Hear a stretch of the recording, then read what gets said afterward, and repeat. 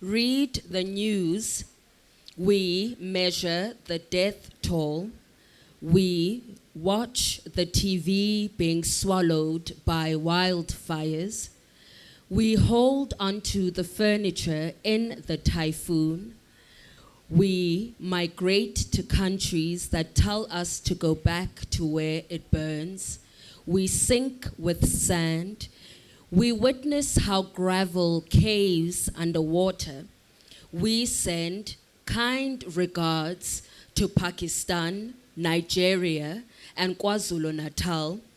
We separate from the world. We call on rich polluting countries. We believe their promises to cut emissions. We demand the minimum from our leaders. We vote for leaders who promise to lead. We pray for those without roofs while we eat gnocchi under solar paneled roofs. We fall behind while they innovate ahead. We dry up all the taps. We thaw the glaciers in the name of expedition. We regard some wars as deadlier than others. We keep up with the Kardashians. We starve while eating the rich. We explode before the eyes of God.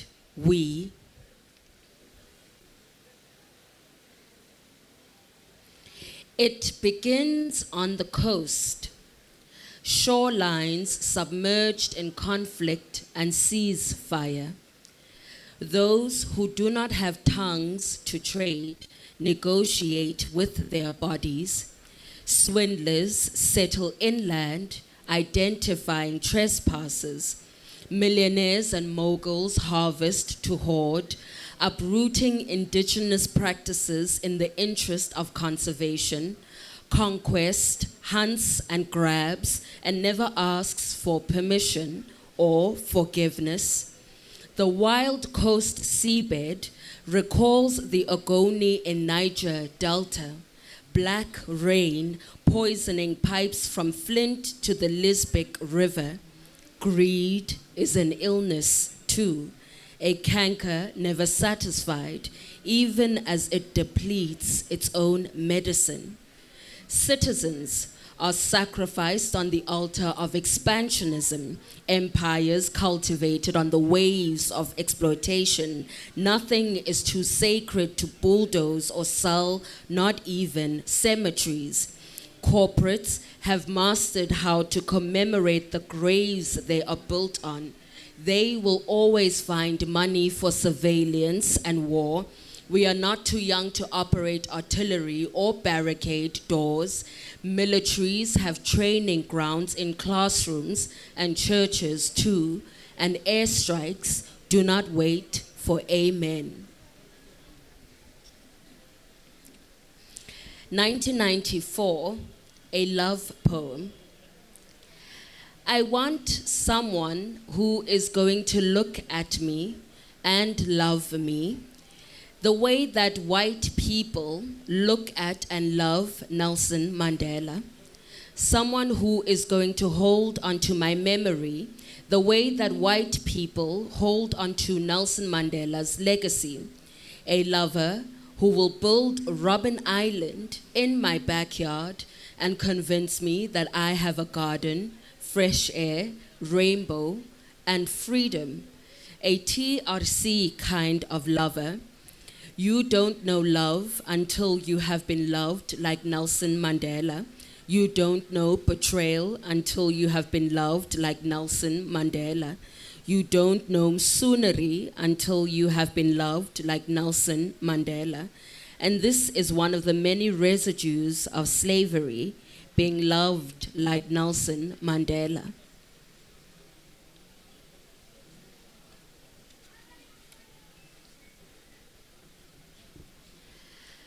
I saw the best minds of my generation who desecrated the pages of Paradise Lost, who reaped the side effects of Bantu education, who sticky taped colonial statues with their feces, who used unwritten memoirs to lynch the curriculum and its founders, who sang struggle songs with the same posture as their great, great, great, great, great, and grand, who chanted a diplo fan kwam sunu with their chests, with their mouths as barbed wire, as water cannon, as grenades, clashing with naked breasts up against armed police and a looted state run by a rapist president who was succeeded by one who murdered minors in Marikana. Who murdered minors in Marikana? Who asked why more often than they asked what, who said, it's the residue of colonialism for me, who made the stem speak their names and its translations, whose names were said in full, only spoken to summon the audacity for further interaction, who occupied Parliament with a circus and disruption, who did not observe protocols that did not recognize them, who lived as if they were invincible, who were treated as though they were invisible, who held nervous conditions with the quiet violence of dreams, who sought to unlearn their nervous conditions and the parts of their past that did not heal or howl, it hurt. It hurt.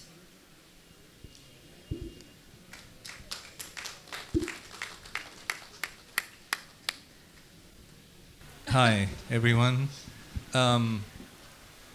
Wonderful reading by Koleka. If you haven't seen this book anywhere, I would say grab it. Is it available in India? It is. So, yeah, this and copies of other collections are at the bookstore. Okay. Yeah. Poems that really resonate with, I think, Indian readers, in many ways. I'd just like to ask a couple of things. The opening poem in this book is called Storytelling, and it's a blank page. And it has a footnote. It says Storytelling 1, and it's a blank page with a footnote that says, how my people remember, how my people archive, how we inherit the world. Is this a reminder to the reader that memory, oral history, and the telling of stories are as powerful a medium as the written, libraried, archived word in some cultures, certainly in the South? Yeah, definitely. I think I wanted to remind myself of the lineage of storytelling that I come from, but also the privilege of being someone who's published, who comes from a lineage of storytelling where our stories were passed down orally and not always cemented in book form, in a way that it's like tangible, you can hold it, but the way that stories have been passed down has kind of been like a memory game of sorts. Like you tell it to the one generation and hope that they'll remember it or aspects of it and that they will pass it down in that way. Which is how the Iliad originally was passed to us, because Homer was illiterate. Those stories were told orally, and as with so many of the Indian stories, they were oral and passed down. So is that what the empty page signifies? It is, and I think even the title itself, like Collective Amnesia, the book itself is also separated into forms of memory or different kinds of memory. And so I think that storytelling, or the attempt to hold on to stories in a particular way, is an attempt to rage against that amnesia and trying to remember certain aspects of it. But even when stories are passed down orally, you're never gonna quite remember it exactly like that, and there's always going to be some details missing, or it's all or added or shifted in a way depending on the next person's memory or how they choose to like spice it up or change it. Yeah. Also, I was very, very interested that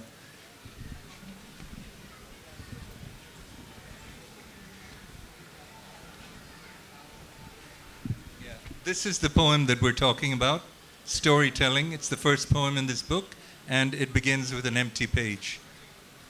Might even be able to fill in your own, maybe.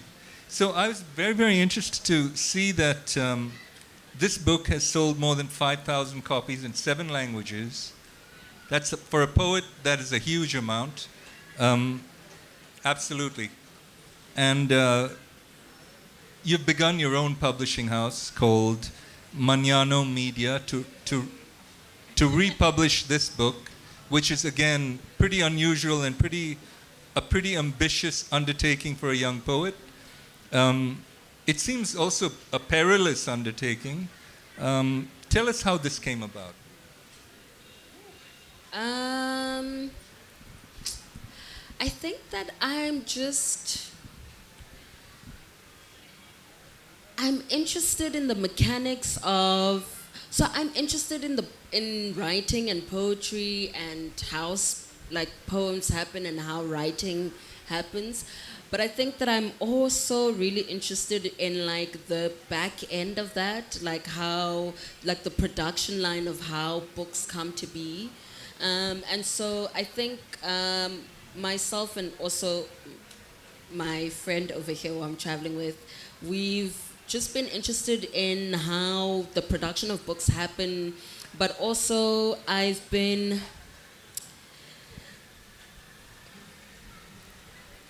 had a lot of questions for myself over the last couple of years about what it means to be an author, an artist who does have control and authorship and ownership over their work, and also who doesn't, and what does it mean when publishers control a large amount of that production value, and also just looking at people who've come before me and like what does that mean towards the end of their life, what happens to the work. And so I think that I've been thinking about these ideas for a long time, and I think the best way to experiment and learn a little bit about what that process means was to experiment with my own work and publish it and see how I can answer or maybe not answer some of the questions that I have around this authorship, ownership, and what does it mean, and do I even really care about all of that? The point about production values, one way to know that this is a book published by a poet, there are no typos. And any poet who's been published in India, that's something you get very used to. In fact, there's a very famous Indian publishing house, one of the first, that would publish a page titled Errata, which was inserted in every book because there were so many typos. So what distinguishes Collective Amnesia, Koleka's media house that republished her book, is there are no typos, and it is beautifully laid out on the page, and you can see the kind of thought that's been put into the quality of the paper, the type, the font, the space between the lines. It's a work of art. Yeah, that's exciting to hear. Yeah, that is very exciting to hear. I think I care deeply about the mechanics of the production around the thing itself as well, because I think it matters. Yeah.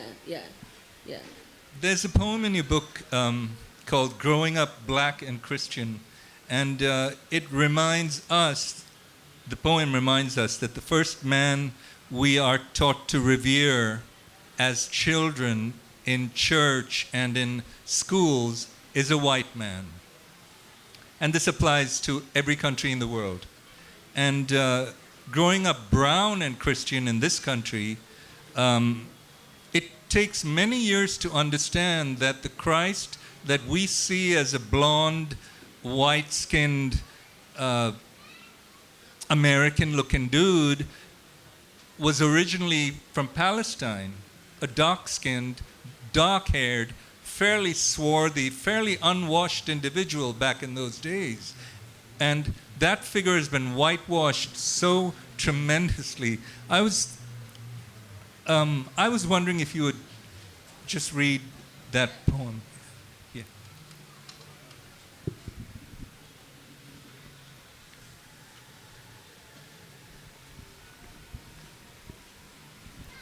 Growing up black and Christian, the first man you are taught to revere is a white man.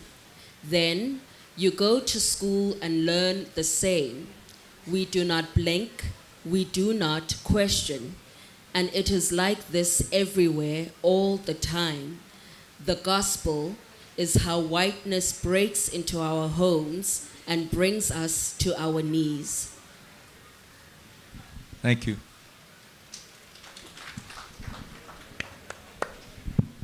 Short, very powerful poem that reminds me of one of our great Indian poets, Eunice D'Souza, who did with as few lines as you did in that poem, bring an entire kind of history of rage onto the page. In the poem, in this book, No Easter Sunday for Queers, it speaks of, quote, unquote, 20 years of hiding who and how I love. I wonder if you could say something about the courage it takes to come out in your native South Africa and some of the challenges involved in that, because it applies to this country too. Yeah, I mean, I think on a surface level, a lot of people, particularly on the African continent, might look at South Africa as one of the more progressive countries in terms of LGBTQIA plus laws. And because same-sex marriage is allowed, because queer people are sort of it's sort of regarded that you can be safe in South Africa, or at least safer than other places on the continent, and in other parts of the world as well. And so when you're looking at it from the outside in, it kind of seems like we've taken quite huge leaps ahead, and we have. And it's something that's definitely not to be taken for granted, because in other places in the world, it's not so easy to be out or to live so freely, or to even publish a book like Collective Amnesia, or even a book at all that one talks about sexuality, gender, identity so freely, but also even a book that has a poem about like a figure that's so revered as Nelson Mandela, to be able to write critically also about leaders. I also recognize that that's a freedom that a lot of people don't have in a lot of places. But there are also still a lot of challenges with being with freedom of expression in South Africa. A lot of the laws, or a lot of that progressive legislature, is not something that has trickled down into societies where people live. And so a lot of the way that people practice their religion, a lot of the ways that people think about how it is, what is right and wrong, still informs the way that people treat queer people in South Africa. South Africa actually has one of the highest hate crimes. So people being murdered or being violated because of who they love or how they choose to love is actually quite high in South Africa. So we witness a lot of queer people being persecuted just for being who they are back home. So on the one hand, it's easier and you can do it, but it is also something where you still have to move with the level of caution and awareness depending on where you are and who you are around. And often a lot of the violence isn't like it's in the communities, yes, but it's still in the family structures, where people still cannot be themselves within their families, within their societies, within their communities. And so there's still a lot of that going on. But the other side of that is that we have a lot of spaces in South Africa where people can be out and proud and fabulous and have a good time. The culture is growing, it's beautiful, and it's celebrated. And so I also do want to say that as well. So it's a, yeah. And we should mention that the house that Koleka has begun, Mañano, am I pronouncing it right? Mañano Media has been founded to champion the work of young black queer writers. And that's a pretty courageous enterprise. Thank you. I appreciate it. Thank you. Yeah. Are we going to hear you read? Yes. Fab. So the way we've structured this is Koleka read, and then we talked about her work, and now I'm going to read, and I will talk about my poems, maybe, and then we'll open it up. This is a poem called Diminishing Marginal Utility, which I'm sure you all immediately recognize from economics lessons at school. Clearly not. Anyway, it's a concept about how the first time you do something, it gives you a lot of pleasure and a lot of value, but when you do it again, it diminishes, and it's called diminishing marginal utility. Diminishing marginal utility.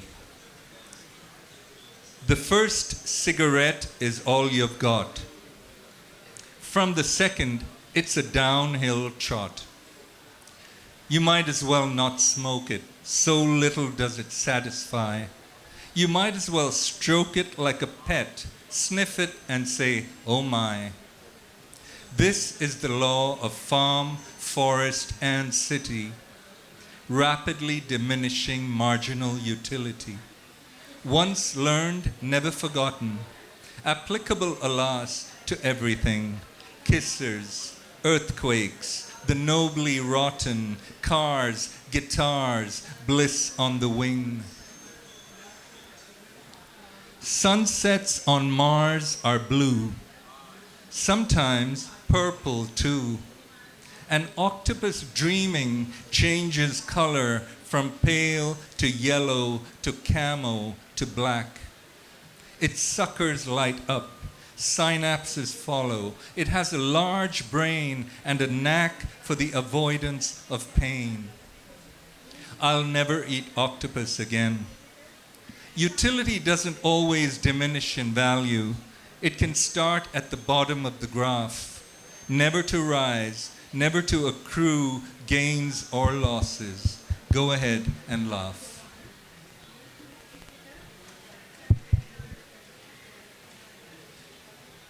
And this is a poem kind of in response to Koleka's, the title of Koleka's book, Collective Amnesia. I wrote it earlier, it's purely a coincidence. It's called Speak Amnesia, and kind of Nabokov reference.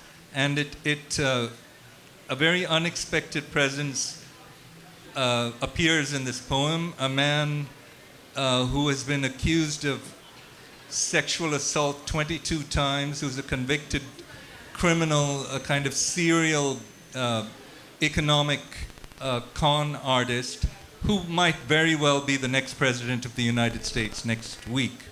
So it's called Speak Amnesia. I can't remember why my line breaks this way. In November I cracked the day to see what might fall out. A congealed yellow sky. Mistake became. In December I saw trees in flame, a bat with a double snout. The president likes pain. He's a big guy with a small, strange mushroom for a penis and a brain. The colors change. Everywhere is the same. I can't remember when I grew these fins. Was it now or then? Did we sink or swim? Hi, honey, what's your name?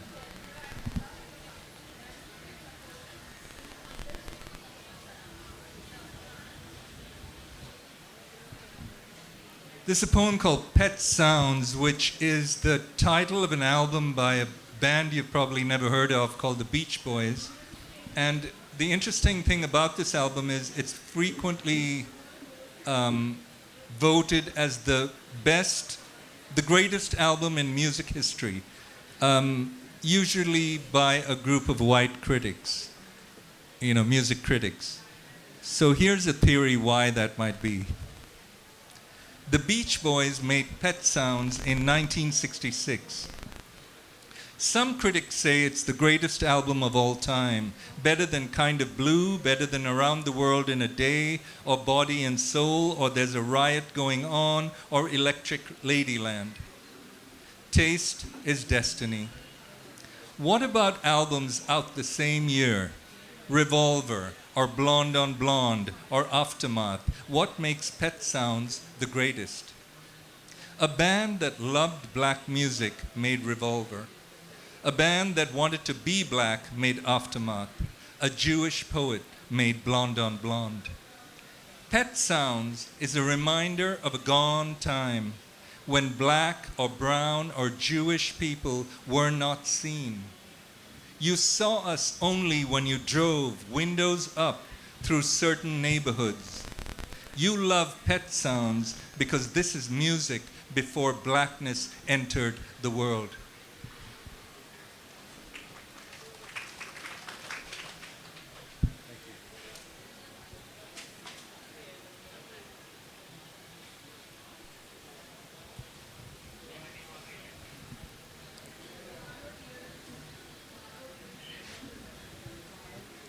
This is called 1325, the year 1325.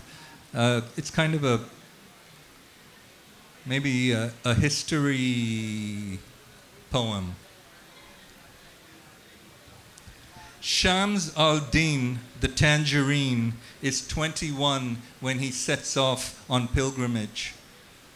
A year or two, he imagines, then back home to practice law like his father and his father's father. Introducing himself as Ibn Battuta, he visits 211 towns and cities in 40 countries across 3 continents. It isn't the pilgrimage that interests him now, but the vagaries of the traveling life.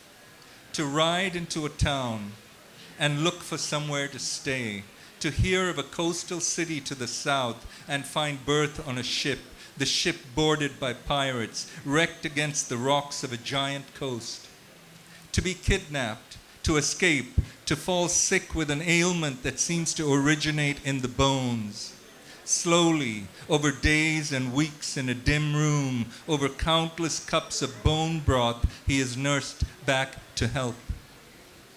On an island in the Maldives, whose inhabitants depend on a diet of aphrodisiacal coconuts and fish, he takes 4 wives, the legal limit, spending, quote, the night with the wife whose turn it was, and this I continued to do the whole year and a half I was there, close quote. In all, he marries 10 times, keeps concubines and lets them go, has 5 or a dozen children, survives a plague, becomes a scholar, a judge, the writer of the Rila, or a masterpiece to those who contemplate the wonders of cities and the marvels of traveling. For 3 decades he travels. He never wants to go home. That year, the Aztecs built Tenochtitlan over marshland using a system of aqueducts, artificial islands, and drainage. They like to bathe 2 or 3 times a day. In Europe, rather than bathe, they are using perfume. Rather than plumbing, chamber pots and thunderboxes. What they enjoy is a good war. It is the beginning of the Little Ice Age. What are the poets doing? Already adept at time travel, they are futurists one day nostalgists the next. They are fluent in mathematics. They know they're necessary for the progress of the race. They don't know they'll be flattened by the invention of money. Thank you.